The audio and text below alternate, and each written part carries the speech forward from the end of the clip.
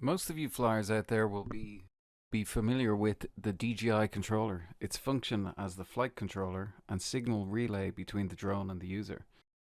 Most, if not all, users of this interface will attach these detachable control sticks prior to flight.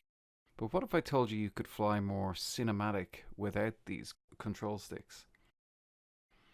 For argument's sake, we will call this the gamepad controller method. So let's unscrew these screws, put them away in the handy storage area, and explain the method. By the end of this tutorial, you will be doing better orbits, more controlled cinematic shots, and more fluid movements with your drone. When I first got my drone, a DJI Mini, I watched a lot of tutorials, and the best advice I got was to use very little pressure on the controller surfaces, translating this to smooth flight characteristics. It was on my second flight, however, that I decided to try flying the drone without the control sticks, and now every flight is flown without them.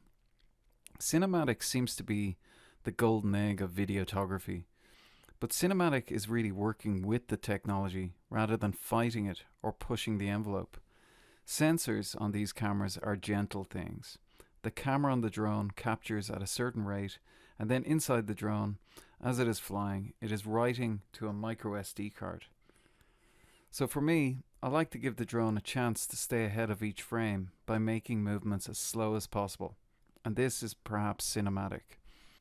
Some people say it's 24 frames a second, but maybe it's to convert your brain to 24 frames a second. By placing your fingers and thumbs close to the controller, you can define the pressure and applying these gentle movements more precisely.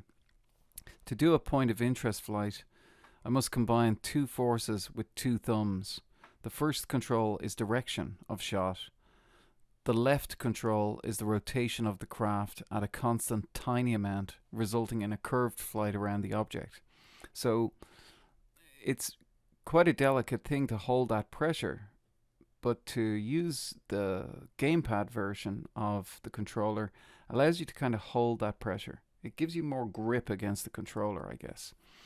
Distance, speed, and height dictate how much rotational input I must put in to create a smooth curve around the point of interest. But on the controller, if I'm moving to the right with one hand, I'm opposite with the other hand. The controller is pushing to the left and the rotation is pushing to the right. Always they are opposite.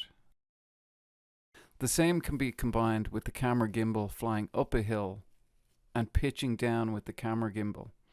This one I kind of find difficult to master.